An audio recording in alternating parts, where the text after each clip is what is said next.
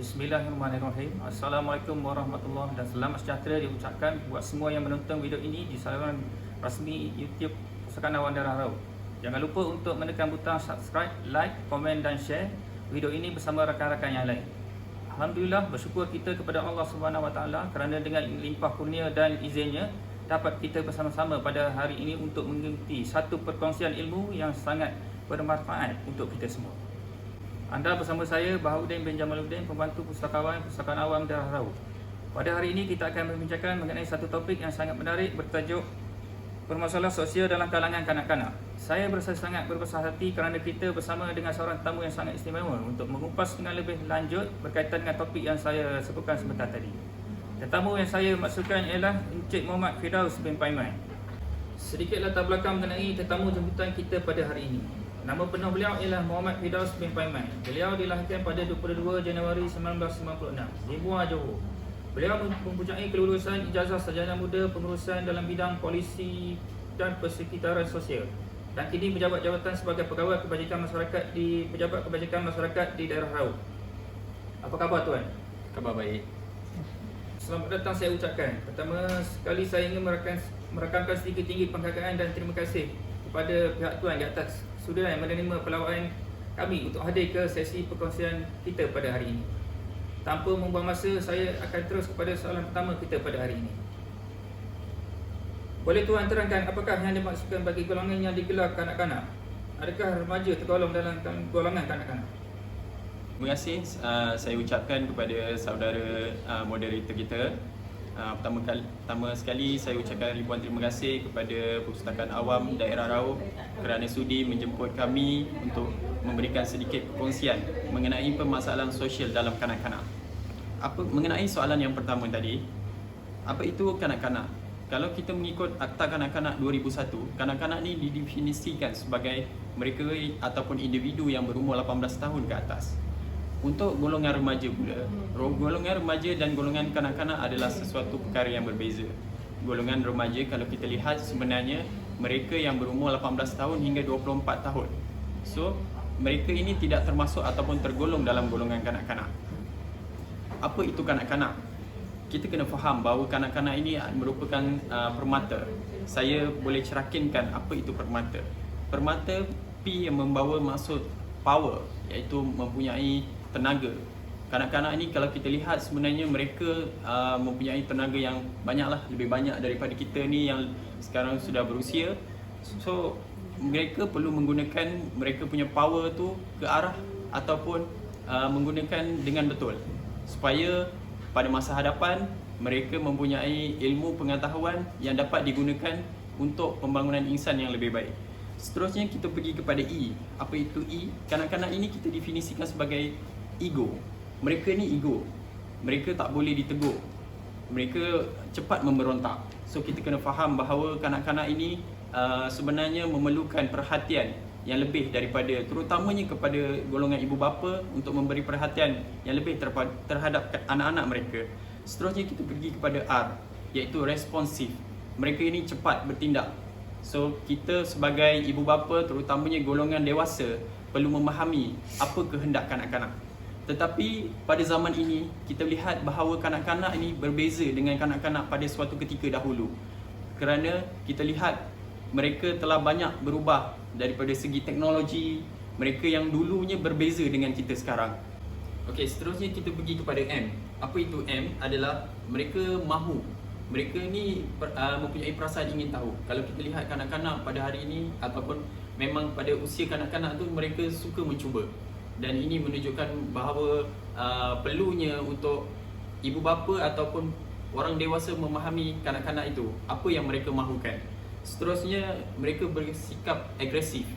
Kita lihat bahawa permasalahan sosial dalam kanak-kanak ini membuktikan betapa agresifnya golongan ini yang kita perlu berikan perhatian sepenuhnya lah. Seterusnya mereka ini tekun. Kita lihat dalam peringkat kanak-kanak, pada usia kanak-kanak daripada 7 tahun sehingga 12 tahun, kemudian naik ke peringkat menengah daripada 13 tahun sehingga ke 17 tahun, seterusnya ke peringkat yang seterusnya lah. So mereka tekun belajar walaupun mereka tak tahu. Mereka jatuh banyak kali tapi mereka tetap bangun. Itu yang itu yang membezakan bahawa kanak-kanak ni adalah satu aset yang penting kepada pembangunan negara lah. Seterusnya kita melihat kepada amanah. Apa yang saya boleh katakan tentang amanah ni, apabila kita lihat bahawa kanak-kanak ni mereka berkembang ataupun mempunyai perkembangan yang baik apabila ada persekitaran sosial yang baik. Sebagai contoh, bila mempunyai ibu bapa yang sangat menekankan tentang kepentingan ilmu, tentang adab, dan secara tidak langsung kanak-kanak ini akan membesar dengan baik. So, apabila kita memberikan amanah, mereka jujur dalam melakukan ataupun mengatakan sesuatu. So, pada saya kanak-kanak ini sangat unik. Kalau kita lihat, kanak-kanak pada zaman sekarang adalah berbeza, sesuatu yang berbeza dengan kanak-kanak pada masa dahulu. Jika kita lihat dengan kecanggihan teknologi membawa kepada perkembangan yang luar biasa pada saya. Dulu kalau kita lihat kanak-kanak kita boleh tegur, tapi zaman sekarang dulu kita boleh tegur dengan perbuatan. Kita boleh rotan mereka, kita boleh, kalau saya dulu kecil-kecil pun kena bantai dengan ayah saya kalau buat salah. Tapi budak-budak sekarang berbeza, mereka lebih manja. Pendekatan yang ibu bapa pada hari ini kena gunakan adalah pendekatan yang sangat-sangat berbeza dengan yang dahulu. Even kalau kita sentuh anak kita pun kita boleh didakwa. So sangat-sangat penting ibu bapa pada hari ini untuk memahami apa yang perlu dilakukan untuk membentuk kanak-kanak, untuk mereka memastikan mereka terus berkembang dengan baik pada masa akan datang. Apakah jenis-jenis gejala atau masalah sosial yang sering dilakukan oleh golongan remaja pada masa kini? Sebenarnya kalau kita lihat gejala sosial pada remaja pada masa kini amat membimbangkanlah jika nak dibandingkan suatu ketika dahulu. Perbezaannya sangat ketara. Kalau dulu kita boleh kategorikan masalah remaja ataupun masalah kanak-kanak ni lebih kepada nakal lah. Tetapi pada hari ini masalah itu menjadi lebih kritikal dan kompleks. Kita sukar untuk memahami apa yang ingin dilakukan oleh kanak-kanak. Mereka ini terdedah dengan pelbagai budaya serta pengaruh daripada, terutama dari luar lah. Kalau dulu kita lihat rumah adalah tempat yang selamat, tetapi pada hari ini rumah juga menjadi tempat yang tidak selamat kepada kanak-kanak. Kita lihat kanak-kanak pada masa kini lebih banyak meluangkan masa bersama handphone, telefon bimbit. Boleh saya katakan rata-rata kanak-kanak pada hari ini memiliki telefon bimbit. Sebenarnya telefon bimbit ini adalah satu punca di mana bermulanya permasalahan sosial dalam golongan kanak-kanak pada masa kini. Sebagai contoh, apabila berlakunya seperti saya katakan pornografi, seks bebas, ada masalah rogol, lari daripada rumah. Mereka ini bermula dengan pergaulan-pergaulan yang kita tidak tahu. So daripada sini kita fahami bahawa pentingnya untuk ibu bapa pantau penggunaan gadget dalam golongan kanak-kanak. Hari ini ibu bapa, saya tahu ibu bapa di luar sana sangat busy bekerja. Kita kena faham bahawa masalah sosial yang timbul ini bukan sahaja datangnya daripada remaja ataupun kurangnya ilmu daripada ibu bapa tu, tetapi adalah kekangan-kekangan yang berlaku disebabkan ekonomi. Masalah ekonomi adalah masalah yang paling penting pada saya, disebabkan ibu bapa hari ini terpaksa bekerja lebih masa untuk mencukupkan kehidupan mereka, dan daripada itu berlakunya kurangnya perhatian yang diberikan oleh ibu bapa terhadap kanak-kanak. Jadinya kanak-kanak ini cuba untuk mencari satu keseronokan ataupun perhatian daripada mereka-mereka di luar sana melalui gadget. Mereka chatting dengan siapa kita tak tahu, tetapi akibat serta kesannya akan memberi impak yang negatif lah kepada kehidupan kanak-kanak pada masa akan datang. Kalau kita lihat penagihan dadah, mengisap rokok, gam, ketum pun banyak berlaku. Even di Raut sendiri pun mengikut statistik daripada Jabatan Kebajikan Masyarakat, 11 kes direkodkan melibatkan penyalahgunaan dadah, metapetamin serta penyalahgunaan ketum. Ini amat membimbangkan sebab generasi muda ni kita perlukan mereka untuk pembangunan, serta mereka ni yang akan meneruskan kita punya legasi pada masa akan datang. Apakah punca berlakunya perkara yang tidak sihat ini seperti yang Tuan nyatakan sebentar tadi? Punca-punca berlakunya permasalahan sosial dalam kanak-kanak ni, kalau kita lihat sebenarnya bukan sahaja melalui institusi keluarga, tapi malahan individu ataupun kanak-kanak itu sendirilah. Mereka kurang bijak dalam menilai, sebab mereka di bawah 18 tahun masih memerlukan bimbingan daripada orang-orang yang lebih dewasa daripada mereka. Daripada itu ilmu juga adalah penting untuk mereka membuat penilaian terhadap sesuatu perkara. Kalau kita lihat hari ini mereka mempunyai satu keinginan yang luar biasa apabila mencuba untuk melakukan sesuatu perkara yang di luar kawalan serta di luar daripada kotak pemikiran kita manusia biasa. Sebagai contoh saya boleh bagi adalah apabila kanak-kanak ataupun golongan remaja ini terjebak dengan gadget. Saya suka untuk menyatakan bahawa gadget ni adalah satu isu yang kita perlu pandang. Kita perlu fokus, sebabnya kebanyakan gadget ni bukan memberi kesan yang baik, tetapi memberi kesan yang buruk. Walaupun kita tahu pada hari ini peredaran zaman kita memerlukan gadget untuk terus berkembang maju, tetapi adakah kita fikir kesannya kepada golongan kita, golongan muda terutamanya pada masa akan datang, apabila mereka tidak lagi produktif, lebih banyak menghabiskan masa bermain handphone, bermain gadget, bermain game. Terutamanya golongan kanak-kanak ni suka main game. So ini antara punca gejala sosial ini berlaku dalam golongan kanak-kanak. Apabila mereka lebih kerap, lebih banyak bermain handphone, gadget, mereka jadi kurang fokus. Kurang fokus dalam apa? Dalam pembelajaran mereka. Sedangkan pada peringkat umur 18 tahun ke bawah ini, mereka perlu fokus untuk belajar. Tetapi apabila mereka habiskan masa mereka bermain gadget, meluangkan masa yang begitu lama sehingga lewat untuk bangun tidur, pergi sekolah. Waktu pandemik ni mungkin tak pergi sekolah lah, tapi adakah ibu bapa melihat bahawa anak-anaknya bangun waktu subuh, terutama bagi yang Muslim? Tidak, tentu tidak. Apabila tidur sudah lewat dan produktif mereka pun akan menjadi lebih kurang. So perkara-perkara ini adalah punca berlakunya gejala sosial dalam golongan kanak-kanak ni yang saya dapat lihat, dan kita perlu memikirkan sesuatu tindakan ataupun alternatif pada masa akan datang, bagaimana kita nak mengurangkan penggunaan gadget dalam golongan kanak-kanak ini. Seperti yang kita tahu, gejala sosial ini sebenarnya memberi kesan yang amat buruk pada si pelaku. Boleh Tuan terangkan dengan lebih jelas mengenai kesan atau akibat yang boleh terjadi kepada seorang itu sekiranya mereka terjebak dalam perkara ini?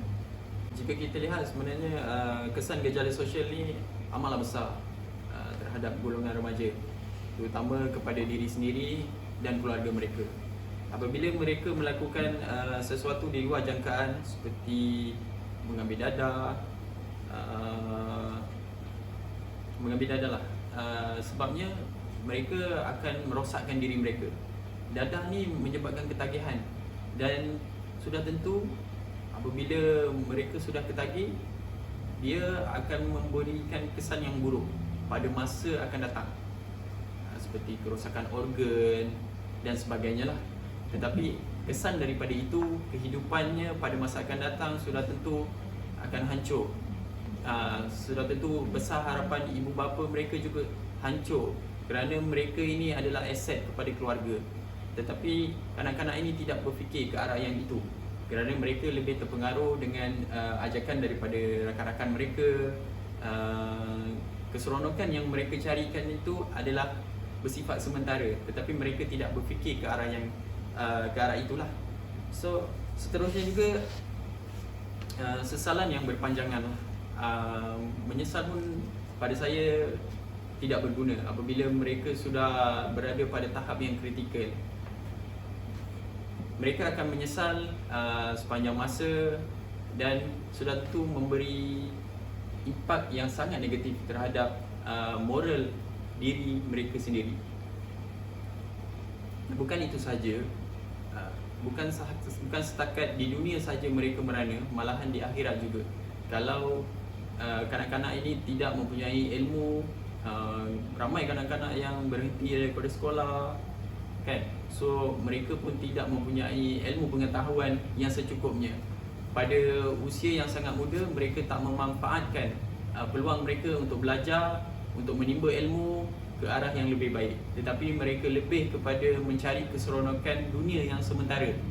Dan sudah tentu tiada ilmu, bagaimana mereka nak kembali kepada ke jalan yang benar. Mereka perlu mempunyai rakan-rakan yang baik untuk membimbing mereka.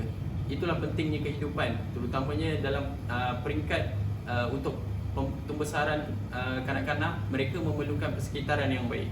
Apabila persekitaran tu mempengaruhi sesuatu yang negatif, dia akan memberi impak yang sangat negatif lah kepada diri kanak-kanak tu.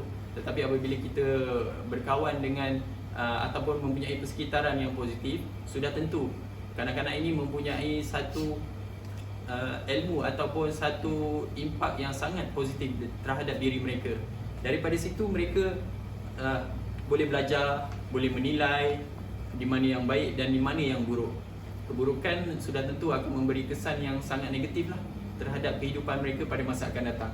Mereka perlu memikirkan kehidupan mereka selepas daripada usia 18 tahun. Mereka nak ke mana? Mereka perlu melihat sejauh yang mungkin lah. Sebabnya kehidupan kita tidak selama-lamanya ditanggung oleh ibu bapa. Kita perlu bergerak sendiri, perlu berjalan sendiri, perlu membuat keputusan sendiri. Keputusan yang dibuat adalah penting untuk memastikan bahawa kehidupan kita selepas itu berada pada jalan yang lurus ataupun jalan yang baiklah untuk kejaya ataupun kita punya kehidupan berkeluarga. Dan saya percaya pada hari ini ramai kanak-kanak yang menonton video kita ni. So saya menyeru agar kanak-kanak ataupun golongan remaja ni perlu fokus terhadap perkara yang mereka lakukan. Jangan banyak terpengaruh dengan budaya-budaya negatif, budaya-budaya daripada luar, supaya kehidupan anda lebih baik pada masa akan datang.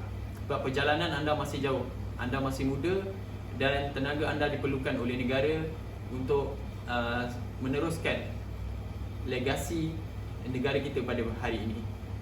Terdapat satu peribahasa yang berbunyi sesal dahulu pendapatan, sesal kemudian tiada berguna. Jadi saya rasa amat baik sekiranya tuan dapat kongsikan bagaimana cara dan langkah yang boleh diambil untuk kita memastikan agar gejala sosial ini dapat dibendung dengan sebaik. Gejala sosial ni, tuan moderator, sebenarnya kita lihat ia adalah satu benda yang sangat kompleks. Sebabnya kita tidak boleh untuk menghapuskan ataupun menidakkan berlakunya gejala sosial dalam masyarakat. Semakin maju masyarakat, semakin banyak masalah sosial. Sebagai contoh, saya berikan kita di Raub. Kita di Raub ni boleh katakan, saya katakan hanya 5% saja masalah sosial berlaku dalam golongan remaja. Jika kita nak dibandingkan dengan mereka-mereka yang tinggal di Kuala Lumpur, di bandar-bandar raya besar, apabila semakin maju mereka, semakin banyak permasalahan sosial ini. Jadi pada langkah yang terbaik adalah apabila kita ingin menuju kepada kemajuan negara, bukan saja kita maju daripada segi teknologi, bangunan, kenderaan, tetapi kita juga perlu maju daripada segi kita punya minda. Minda yang minda kelas pertama. Itu yang kita perlu terapkan dalam golongan remaja pada hari ini. Bukan saja mereka belajar menggunakan teknologi. Jika kita lihat pada hari ini, apabila pandemik COVID-19 berlaku, penggunaan teknologi dalam pembelajaran sangat memberi impak yang sangat positif lah pada saya. Mereka menggunakan teknologi untuk pembelajaran, namun adakah kita faham serta kita membuat pemantauan yang secukupnya terhadap penggunaan teknologi itu terhadap golongan remaja? Mereka menggunakan teknologi itu untuk pembelajaran semata-mata ataupun menggunakan teknologi itu untuk ke arah perkara-perkara yang tidak elok. Pada saya, pemantauan daripada ibu bapa adalah sangat penting, kerana golongan remaja ini sikap serta tindakan mereka bermula daripada rumah. Apabila ibu bapa mempunyai pengetahuan yang baik, mempunyai ilmu, mereka mampu untuk membimbing kanak-kanak ini ke arah yang lebih baik lah. Kalau kurangnya ilmu, kurangnya pengetahuan, maka rosaklah anak-anak mereka. Kerana apa? Kerana mereka tiada pemantauan yang secukupnya terhadap segala aktiviti yang dilakukan oleh anak-anak mereka. Jika kita lihat hari ini, seperti mana yang saya katakan sebelum ini, bahawa masalah sosial ini bukan sahaja melibatkan kurangnya ilmu serta pengetahuan ibu bapa, tetapi masalah-masalah lain seperti contoh ekonomi, pendapatan keluarga. Apabila hari ini kos sara hidup meningkat, mereka ibu bapa perlu keluar bekerja lebih masa sehingga tiada masa, hujung minggu pun bekerja. Ada yang di berita, kalau kita lihat, ada yang melakukan sehingga 3 ke 4 kerja sehari. Bagaimana keluarga serta anak mereka di rumah? Siapa yang nak lihat? Jadi saya pandang perkara ini adalah serius. Pada masa akan datang, kalau kita tidak tackle ataupun kita tidak ambil sesuatu tindakan, sudah pasti golongan remaja, terutama kepada keluarga-keluarga yang mempunyai masalah ekonomi, masalah sosial, sudah pasti mereka ini akan terus terbiar. Tak ada pemantauan. Pihak berkuasa mungkin boleh buat pemantauan. Sebagai contoh kami, Jabatan Kebajikan Masyarakat, kami hanya ambil tindakan apabila berlakunya laporan daripada pihak berkuasa. Tangkapan yang dibuat oleh pihak berkuasa dirujuk kepada Jabatan Kebajikan Masyarakat untuk membuat satu laporan penilaian sosial terhadap keluarga serta kanak-kanak tersebut. Namun di mana mereka-mereka yang di luar daripada pemantauan pihak berkuasa? Adakah ibu bapa cakna tentang perkara-perkara itu? Cakna tentang pelakuan-pelakuan yang di luar pengetahuan daripada ibu bapa? Jadi saya pandang perlunya satu ilmu ataupun pengetahuan yang cukup perlu diambil oleh ibu bapa sebelum mereka mendirikan rumah tangga. Hari ini perkahwinan menjadi sebagai trend. Bukannya perkahwinan itu untuk menuju kepada sesuatu yang lebih baik pada masa akan datang, untuk mewujudkan satu keluarga yang harmoni. Bukan. Mereka hanya mengikut trend. Ada kes-kes perceraian pun semakin tinggi. Mereka hari ini berkahwin hanya nafsu semata-mata. Minta maaf saya katakan. Tapi itulah realitinya yang berlaku pada hari ini. Adakah kita, terutamanya golongan dewasa pada hari ini, adakah golongan dewasa pada hari ini memahami konsep sebenar institusi keluarga itu? Sebenarnya kalau kita lihat, institusi keluarga itu memainkan peranan yang sangat penting terhadap perkembangan masyarakat kita pada hari ini. Jika rosak institusi keluarga itu, maka rosaklah kita punya masyarakat. Sebab pemantauan itu dibuat oleh ibu bapa sendiri di rumah. Apabila tak ada pemantauan dibuat oleh ibu bapa, maka anak-anak ini bebas melakukan perkara-perkara di luar pengetahuan serta mereka berani mencuba sesuatu yang negatif. Sebagai contoh, keluar rumah, ada di berita. Pada hari ini kita boleh lihatlah di media-media sosial, isu-isu ini hangat diperkatakanlah. Apabila kanak-kanak bawah umur ada yang dah mengandung, sebagai contoh di institusi kami sendiri, institusi kanak-kanak, banyak kes-kes yang dilaporkan lah. Dan ini sebenarnya perlukan satu tindakan segeralah dilakukan oleh pihak berkuasa. Bagaimana kita nak memastikan apabila perkahwinan itu berlaku, ataupun mereka-mereka yang ingin berkahwin, memastikan bahawa mereka itu mempunyai pengetahuan yang secukupnya lah. Bukan sahaja kita berkahwin hanya untuk mengikut trend semata-mata, tetapi kita perlu pandang kepada perkara yang lebih jauh, supaya generasi yang kita nak lahirkan nanti ianya sangat berguna, ataupun dapat menyambung legasi pentadbiran kita, supaya negara kita terus maju. Bukan setakat maju daripada segi teknologi, tetapi maju daripada segi minda. Dia kata, apakah pesanan tuan kepada mereka yang sedang menonton berkaitan dengan topik kita pada hari ini? Pesanan akhir saya terhadap topik kita pada hari ini adalah pentingnya usaha-usaha yang dilakukan oleh semua pihak. Bukan sahaja ibu bapa, malahan semua pihak, terutama pihak-pihak berkuasa yang mempunyai peranan penting dalam membina ataupun membentuk golongan remaja ini. Sebabnya golongan remaja ini adalah merupakan aset penting kepada negara. apabila kita nak menuju kepada wawasan kemakmuran bersama pada 2030, tetapi adakah kita melihat balik kita punya golongan remaja ni, mereka ini berada di landasan yang mana, di landasan yang betul ataupun tidak. Kita perlu memahami serta mendalami apa kemahuan mereka. Adakah mereka memerlukan bantuan, kita perlu beri. Sebagai contoh, kami di Jabatan Kebajikan Masyarakat bukan saja sebenarnya kami di Jabatan Kebajikan Masyarakat mempunyai golongan sasar. Kita ada golongan sasar kita, dan kanak-kanak ni adalah merupakan salah satu golongan sasar kita di Jabatan Kebajikan Masyarakat.